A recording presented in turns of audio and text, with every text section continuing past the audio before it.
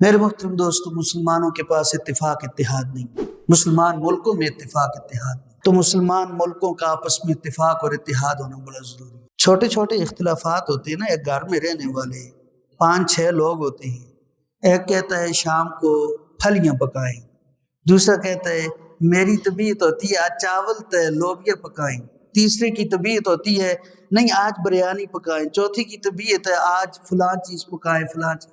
یہ اختلاف ہے نا، لیکن یہ 6 چیزیں پکتی ہیں۔ سچ بات بتاؤ، 6 چیزیں کسی گھر میں 6 چیزیں پکتی ہیں؟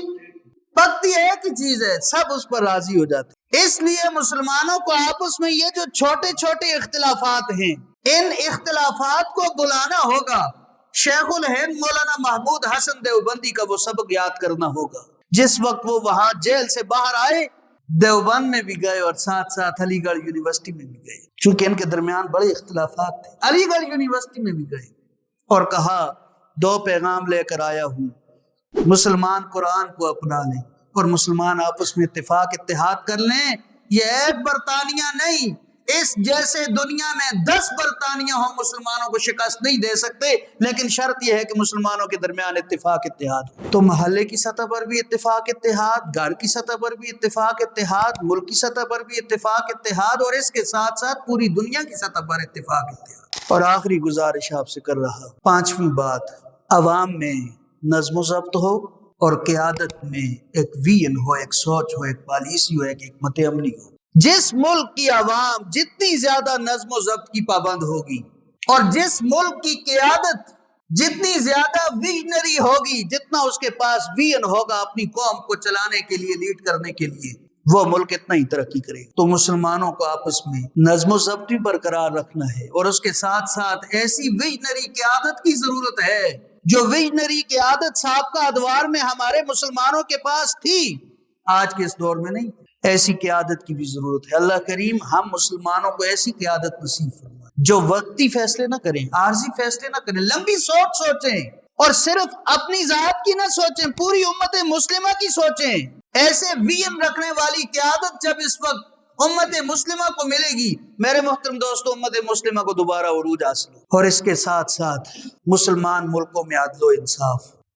قرآن کریم کی ایک آیت ہے، وَلَا يَجْرِمَنَّكُمْ شَنَآنُ قَوْمٍ عَلَىٰ أَلَّا تَعْدِلُوا۔ تمہارا کوئی مخالف بھی ہے نا، مخالف بھی ہے، مخالف کی بات کر رہا ہے۔ وَلَا يَجْرِمَنَّكُمْ شَنَآنُ، شنآن دشمنی کو کہتے ہیں۔ اگر تمہاری کسی کے ساتھ دشمنی ہے اور تمہیں اس کے حق میں حق بات کرنی پڑ جائے، بے شک اس کے ساتھ تمہاری دشمنی ہے، لیکن حق بات بولیں، اس حق بات کو اس کو فائدہ ہوتا ہے یا نقصان ہوتا ہے، فائدہ بھی ہو پھر بھی حق بات کہیں۔ اتنا عدل سے کام لینے کی ترغیب اور تاکید کی ہے اللہ تعالیٰ نے۔ وَلَا يَجْرِمَنَّكُمْ شَنَآنُ قَوْمٍ عَلَىٰ أَلَّا تَعْدِلُوا۔ تو مسلمان ملکوں میں عدل و انصاف ہو۔ حضرت علی رضی اللہ تعالیٰ عنہ خلیفہ ہیں، مسلمانوں کے 4تھے خلیفہ ہیں، اور آپ نے اپنے ملک کا جو چیف جسٹس لگایا تھا اس کا نام تھا قاضی شریح۔ قاضی شریح بڑے مشہور قاضی تھے۔ آپ کو یہ بھی معلوم ہونا چاہیے کہ اسلامی تاریخ میں سب سے زیادہ چیف جسٹس کی مدت رکھنے والا جو قاضی تھا وہ قاضی شریح تھا۔ 60 سال چیف جسٹس رہے۔ حضرت عمر کے دور میں بھی چیف جسٹس، حضرت عثمان کے دور میں بھی چیف جسٹس ادھر کوفہ کے، اور اسی طرح حضرت علی کے دور میں بھی چیف جسٹس، اور حضرت علی کے بعد حضرت امیر معاویہ رضی اللہ تعالیٰ عنہ کے دور میں بھی چیف جسٹس قاضی شریح 60 سال چیف جسٹس رہے، قاضی رہے۔ تو حضرت علی رضی اللہ تعالیٰ عنہ بازار سے گزر رہے تھے، وہاں ایک عیسائی یا یہودی دکاندار تھا، اس کے پاس دیکھا تو حضرت علی کی ایک زرہ سمجھتے ہو، زرہ کہتے ہیں یہ بلٹ پروف جیکٹ، آپ سمجھ لیں، یہ تو سمجھ آئے گی نا، بلٹ پروف جیکٹ ہے، وہ حضرت علی رضی اللہ تعالیٰ عنہ کی گم ہو گئی تھی۔ بازار سے گزر رہے تھے، وہ اس یہودی کی دکان پر نظر آ گئی، اس کو پکڑا، خدا کے بندے یہ آپ نے زرہ رکھی ہوئی، یہ زرہ تو میری ہے۔ اس نے کہا آپ کیسے کہہ سکتے ہیں؟ انہوں نے کہا میری ہے، میں جانتا ہوں، میں پہچانتا ہوں اس کو، یہ میری چیز ہے، آپ نے اپنی دکان پہ رکھی ہوئی ہے، یہ تو چوری کی ہے۔ اس نے کہا اس طرح معاملہ ہمارے اور آپ کے درمیان حل نہیں ہوگا، ہمارے اور آپ کے درمیان عدالت فیصلہ کرے گی۔ کون ہے؟ حضرت علی، خلیفہ ہے، حاکم ہے، حکمران ہے، بازار سے گزر رہا ہے، اور آگے جو دکاندار ہے جس کے پاس ان کی زرہ ہے وہ بھی مسلمان نہیں، کوئی بڑی شان و شوکت والا آدمی نہیں، عام یہودی ہے۔ اس نے کہا میں اس طرح نہیں دیتا، عدالت فیصلہ کرے گی تب دوں گا۔ عدالت میں آ گئے۔ وقت کا خلیفہ حضرت علی رضی اللہ تعالیٰ عنہ قاضی شریح کے پاس آئے، کہا اس طرح میری زرہ گم ہو گئی تھی، فلان دکاندار کے پاس، اس کو بلاؤ، ہمارے درمیان فیصلہ کرو۔ جس وقت وہ آ گیا، حضرت علی رضی اللہ تعالیٰ عنہ بھی عدالت میں آ گئے۔ حضرت علی جو حکمران ہیں وہ بھی قاضی شریح کی عدالت میں آئے، اور اس طرف سے عیسائی یا یہودی وہ بھی عدالت میں آیا۔ تو قاضی شریح نے مسلمانوں کے حاکم کے احترام میں قاضی شریح اٹھ کے کھڑا ہو گیا اور اس نے کہا یہاں بیٹھے۔ قاضی شریح کو حضرت علی نے کہا اس وقت میں مسلمانوں کے حاکم کی حیثیت سے آپ کی عدالت میں نہیں آیا، اس وقت میں مدعی بن کر آیا ہوں، میں اسی جگہ بیٹھوں گا جہاں مدعی بیٹھتا ہے، میں آپ کی جگہ نہیں بیٹھ سکتا، جس طرح آپ اس کو بٹھائیں گے اسی کی برابری میں مجھے بھی بٹھائیں۔ اور پھر فیصلہ مقدمہ شروع ہو گیا۔ حضرت علی رضی اللہ تعالیٰ عنہ سے اس نے پوچھا آپ کا کیا مقدمہ ہے، کیا دعویٰ ہے؟ انہوں نے کہا میرا دعویٰ یہ ہے کہ اس نے میری زرہ چوری کی ہوئی ہے۔ قاضی شریح نے حضرت علی کی بے شک بات 100% سچی تھی، لیکن کہا عدالتی کارروائی سنیے، کہا گواہ پیش کریں۔ کس کو کہا؟